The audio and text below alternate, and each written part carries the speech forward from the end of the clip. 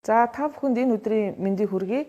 За эрүүл мэндийн яамнаас өдөр бүр зохион байгуулдаг ээлжит зөвлөгөө мэдээллийн цаг эхэлж байна. За энэ удаа хүүхэд стресс төртдөггүй гэсэн сэдвийн хүрээнд ярилцъя. За бага насны хүүхэд бол ер нь хүмүүс юу гэж боддгоо гэхээр юмд санаа зовдгоо баяр баясгалантай байдаг нөхдүүд гэж ингэж боддог. За гэтэл хүүхдийг бол олон судлаач нар бол судалгаа явуулаад за насанд хүрэгчид хүүхдээс төрүүлж том болох их зүйлийг мэддэг чаддаг болохыг шаарддаг нь за хүүхдийг стресс төртүүлж байна гэсэн за ийм судалгаанууд бол байдаг байна. За хүүхдийг стресст оруулдаг гол хүчин зүйлс бол ерөөсөө л гэр бүлийн хүчин зүйлс байна. Эцэг эхийн салалт, за хойд эцэг эхтэй байх. За энэ эдгээр нь бол хүүхдийг маш их стресст оруулдаг. За мөн бас хүчирхийллүүд. За тэрэн дотроо бие махбодын болоо сэтгэл санааны бэлгийн хүчирхийллүүд нөлөөлдөг. За мөн бас хүүхдийг олон төрлийн үйл ажиллагаанд оролцуулж за тэднээс их зүйлийг шаардах нь мөн стресст оруулдаг байна. За гэр бүлийн таагүй орчин гэдэг дотор за гэр бүлийн байнгын хэрүүл маргаан, эцэг эхийн таарамжгүй байдлууд, за мөн гэр бүлийн дундах архитектууд, за эцэг эх нь ажилгүй байх, орлогогүй байх, за гэр бүлийн хэн нэгэн гишүүнд нь өвчтөй байх. За эдгээр нь бол бас нэлээд чухал юм хүчин зүйл дотор ороод явдаг. За нөгөөтэйгүр хүүхдийг байнга асарч хамгаалдаг хүн өөрчлөгдөх. За энэ өөрчлөлт нь бол хүүхдийн өдөр тутмын хэвийн үйл ажиллагаа явуулахыг алдагдуулдаг учраас за хүүхдэд бол маш таагүй юм нөхцөл байдлыг үүсгэдэг юм аа. За хүүхэд стресс өртөж байгаагийн нэг илэрлэл нь бол энд харагдаж байна. За нэлээд олон төрлийн илэрлэлүүд байгаа. За орондоо шээх гэхэд жишээл хүүхэд өөрийн гэсэн тодорхой насны үечлийг дамжиж явдаг байгаа. За гэтэл орондоо шээх гэдэг процесс 3 нас гэхэд бол өөрийгөө хянах чадвартай болдог. За гэтэл 5 настай 6 настай байж орондоо шийж явах юм бол тухайн хүүхэд стресстэй байна гэсэн үг. За дараад нь тайван бус унтах, зүүдлэх, зүүдэндээ ярих. За энэ нойрны хямрал бол бага насны хүүхдүүдэд бол ер нь байдаггүй. За хэдий ч бага байх тусам бол 10-аас дээш цаг унтдаг. За том болох тусмаа бол 10-аас доош цаг унтж байгаа. Гэтэл унтахгүй байна гэдэг бол энэ маань тухайн хүүхэд стресстэй байгаа гэдгийг илэрхийлж байгаа гэсэн үг. За дараад нь хүүхэд стресстэй байх үедээ бол маш тогтворгүй, анхаарал төвлөрдөггүй ийм байдалд шинж бол ажиглагддаг. За ялангуяа бага насны эрэгтэй хүүхдүүд дээр бол энэ шинж бол нэлээд тод байдаг. За маш тогтворгүй, энэ тэнд гүйсэн, хараасан, за юмд ердөө төвлөрдөггүй. За энэ байдал бол бас стресстэйг илэрхийлдэг. За нөгөөтэйгүр янз бүрийн зуршилт үйлдэлүүд. За хуруугаа хөх, хумсаа мэрэх, нүдээ цавчлах, үсээ ирмэх. За эдгээр зуршилт зан үйлүүд нь бол бүгд тэр хүүхдийг стресстэй байгааг илэрхийлдэг. Хэрвээ энэ үйлдэлээ банк хийгээд байх үедээ бол стрессээс гарах гэж энийг хийдэг ийм хамгаалах үйлдэл байдаг. За дараад нь хүүхэд бол ер нь нэг уур уцаартай бухимдуу болж эхэлж явах. За уйланхаа болно гэдэг бол мөн бас стресс төртдөг. За ийм гол илэрлэл байдаг бахнэ. За түүнээсээ гадна хүүхэд хэдий ч бага байх тусмаа биеийн зовирууд эхэлдэг. Нэг толгоо өвдөд байна, нэг гидс өвдөд байна. За том өсвөр нас руугаа очиод ирэхээр илүү сэтгэл хөдлөлд давмгайлсан. Би сэтгэлээр унж гин, утарж гин, түгшж гин гэсэн ийм зовируудыг бол хэлхэн түгээмэл байдаг.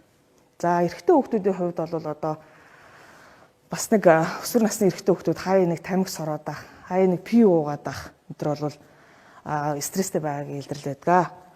За хамгийн сүүлд нь за юмд бол ер нь сонирхолгүй болох, за итгэхгүй болох, санаачлахгүй болох, зожигрох, ганцаардах. За энэ бүгд маань бол стрессийн илэрлэл байна. За ийм хүүхдэд хэрхэн туслах вэ? За ер нь бол яг энэ одоогийн нөхцөл байдлын хувьд бол бас корона маань бас нэг стрессэр болж өгч байна. За энэ цар тахлын энэ үед бол хүүхдүүд гэрээс гарахгүй, гэртээ байгаад за олон цагийг компьютерийн өмнө За зарим үед хичээлээ хийж байгаа. За зарим үед хичээлээ хийж дуусчаад тоглож байгаа.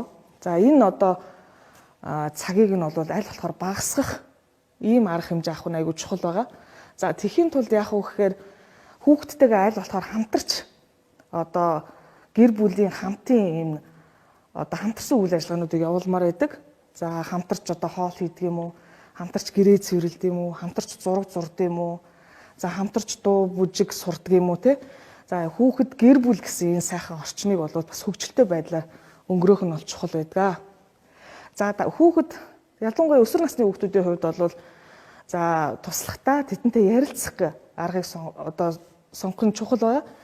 За ярилцсанараа бол тухайн хүүхдэд таагүй байгаа сэтгэлийн одоо таагүй асуудлыг ил гаргаж өгдөг, нээж өгдөг, асуудлыг одоо сонсож гин гэж ойлгуулдаг те, өөрийг одоо хүлээн зөвшөөрж гин, өөрийг ойлгож гин гэсэн ийм мэдрэмжийг төрүүлэх үнс ярилцлагуудыг хийж явах хэрэгтэй байгаа. За нөгөө төгөр бол хүүхдүүдийг бол маш их одоо урамшуулж, цаашааж тэгтээ зүгээр хий хоосон биш. Яг хийсэн сайн үйлдэл дээр нь бол урамшуулж цаашааж өгөх хэрэгтэй. За ялангуяа 6-аас 11 насны хүүхдүүдийн хувьд бол маш юм хөдөлмөрч санаачлагтай ийм үе байдаг. За энэ үед нь одоо хийсэн зүйлийг нь дэмжиж урамшуулж өгөх бол дараачийн сайн үйл бүтээгт нь бол маш чухал ач холбогдолтой байдаг. За түүнээсээ гадна хүүхдүүдийг сайн хооллох, сайн унтуулж амраах. За энэ маань бол одоо биеийг амрааж анхаарал төвлөрөлтийг бол сайжруулдаг байгаа. За түүнээс нь гадна хүүхдүүдийн өөрсдийнх нь хүсэл сонирхол дээр тулгуурласан одоо секс дугуйлан энтерт хамруулах нь бол чухал байдаг. За одоогийн нөхцөл байдалд бол бас харьцангуй боломж бол хязгаарлагдмал байна. За энэ үед бол бас үе агаарт гаргах, за гэртээ агаар одоо сэлгүүлэх байдлаар бол бас дасгал хөдөлгөөн хийх энэ нь бол хүүхдэд тусалж байгаа сайн арга байгаа. За хүүхдтэйгээ аль болохоор одоо хүүхдэд тэрвэрч, инхрийлж, хайрлаж, үнсэж байгаагаараа за би бол чамд хайртай шүү, би бол чамайг хайрлаж байгаа шүү гэдгээ мэдрүүлдэг байгаа. Тийм учраас одоо хүүхдээ бас ядаж нэг за баг бах тусмын бол өдөр болгон тэрвэрнэ, өдөр болгон үсэн. За жоохон өсвөр насны болоод ирэхээр за өдөр болгон тэрвэрх нь хомсдчихдаг. За тийм учраас ядаж өсвөр насны хүүхдүүдийг 7 хоногт нэг удаа ч гэсэн бас тэрвэрч хайртай гэдгээ бол мэдрүүлэх нь хүүхдэд бол маш сайхан сэтгэлийн дэм болж өгдөг. За тэгээ хөдөлгөөн бол маш чухал байгаа. Одоо бол гэрийн хорионд гарч болохгүй гэсэн иймэрхүү байдал нь бол хүүхдийн хөдөлгөөний дутагдалд орж таргалалт гэдэг одоо нөхцөл байдлыг үүсгэж байгаа. За тийм учраас одоо коронавитой холбоотойгоор шинэ амьдралын одоо хэв маяг руу бас шилжих хэрэгтэй болоод байгаа. За ингээд ер нь хүүхдэд бол яг хэвийн одоо насны 6 үечлэлийг дамжиж явдаг байгаа хүүхэд. За тийм учраас нэг насны үечлэлээс нөгөө насны үечлэл рүү орохдоо хүүхэд бол одоо стресстэй, за уйлдаг, тааламжгүй зүйл, одоо уурладаг, зүрхэлдэг ийм үзэгдлүүд ажиглагддаг. За энэ бол хэвийн үзэгдэл шүү. За хэрвээ хүүхэд маань удаан хугацааны турш ялангуяа 6 сар ба түүнээс дээш хугацаагаар таагүй мэдрэмжүүд нь үргэлжлээд авах юм бол бас мэрэгжлийн хүүхдийн сэтгэл засалчид хандхад бол